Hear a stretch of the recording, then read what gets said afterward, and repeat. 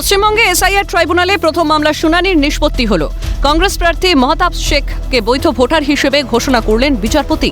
SIR ট্রাইব্যুনালের বিচারপতি T S Sivagnanam এই মামলার নিষ্পত্তি করেছেন বলে খবর। রাত ৮টার মধ্যে অতিরিক্ত তালিকা প্রকাশ করে ভোটার তালিকায় কংগ্রেস প্রার্থীর নাম তোলার নির্দেশ দিয়েছেন বিচারপতি। এই রায়কে তাৎপর্যপূর্ণ বলেই মনে করছে রাজনৈতিক মহল। ঘটনার সূত্রপাত চূড়ান্ত ভোটার তালিকা প্রকাশের পর সেখানে বহু ভোটারের নাম যাচাইয়ের জন্য বিবেচনাধীন রাখা হয়েছিল।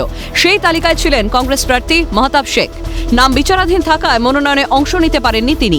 এরপরেই শীর্ষ আদালতের দ্বারস্থ হন ওই কংগ্রেস নেতা। শীর্ষ আদালত নির্দেশ দেয় মালদহে কংগ্রেস প্রার্থী মহতাব শেখের ক্ষেত্রে ৬ এপ্রিলের আগে এই সমস্যার সমাধান করতে হবে।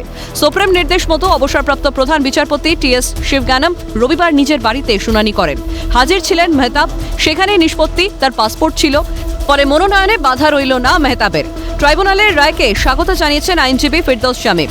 মহামান্য বিচারপতি টিএস শিবগানম তিনি রায় দিয়েছেন যে কংগ্রেসের যিনি প্রার্থী ফারাক্কা তার নাম যেটা ডিলিট হয়ে গেছিল গত 28/3/2026 তাই আজকে নির্দেশ দিয়েছেন, ঐতিহাসিক নির্দেশ, তার নাম ইনক্লুড করার। কিন্তু সব থেকে গুরুত্বপূর্ণ সেটা হলো আধার কার্ডকে কনসিডার করার যে নির্দেশনামার যে অংশটি, সেই অংশটি।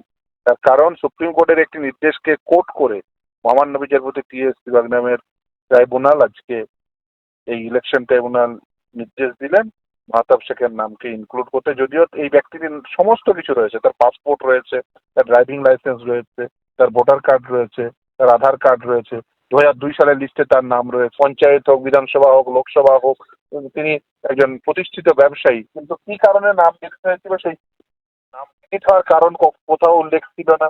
ইভেন আজকে ইলেকশন কমিশনের পক্ষ থেকে যারা সংশ্লিষ্ট আধিকারিক ছিলেন তারা বলতেও পারে। কিন্তু সব থেকে দুঃখজনক হচ্ছে এই শুধুমাত্র এই মহতাব শেখের তো নয়, ইন দ্য মিন হয় কয়েক লক্ষ মানুষের হয়তো নাম ডিলিট হয়ে গেছে। আশার খবর যে সেটা হচ্ছে যে এই নির্দেশনামায় উল্লেখিত রয়েছে আধার কার্ড, এটা একটা কনসিডারেবল সাপোর্টিভ ডকুমেন্ট হিসেবে। আদালতের রায়কে স্বাগত জানিয়ে কমিশনকে আক্রমণ শানান কলকাতা বন্দরের তৃণমূল প্রার্থী ফিরহাদ হাকিম। ট্রাইব্যুনালে খুব দেখুন, এই তার মানে সে তো বৈধ নাগরিক, তাকে হ্যারাস করানো হলো। এরকম যারা যারা হ্যারাস করে ট্রাইব্যুনালের কাছে আমার অ্যাপিল থাকবে যে ভারতের নাগরিককে যেভাবে ইলেকশন কমিশন হ্যারাস করেছে, বৈধ নাগরিককে অবৈধ করে দিচ্ছেন, তাদের মুক্তি দিন, তাদের আত্মসম্মান ফেরত দিন। সব মিলিয়ে ট্রাইব্যুনালের এই নির্দেশের পর স্বস্তিতে মহতাব শেখ। তার মতোই বাকিদের নাম কত দ্রুত ভোটার তালিকায় ঠাঁই পায় সেদিকেই নজর সব মহলের। ক্যামেরায় নিখিল দাসের সঙ্গে মফিজুল ইসলাম ও অভিরূপা হাজরার রিপোর্ট, ক্যালকাটা নিউজ।